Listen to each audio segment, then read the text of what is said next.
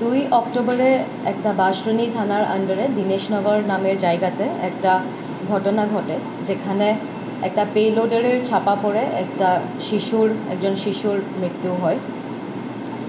ওই ঘটনার পরে বাঁশরুনি থানাতে 105 BNS ধারার আন্ডারে কেস রেকর্ড হয়।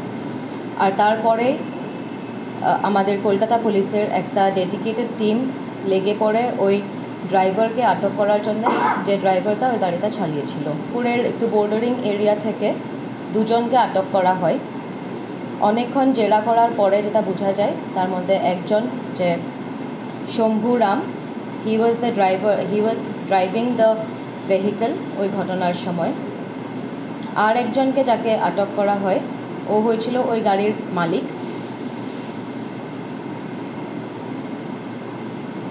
যেটা অনেকক্ষণ জেরা করার পরে যেটা বোঝা যায় যে ওই মালিকই ওকে সাহায্য করেছিল ওখান থেকে সঙ্গে সঙ্গে পালিয়ে যেতে, আর ওকে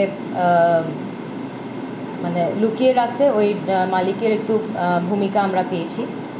তো ওই দুজনকেই এই কেসে অ্যারেস্ট করা হয়েছে।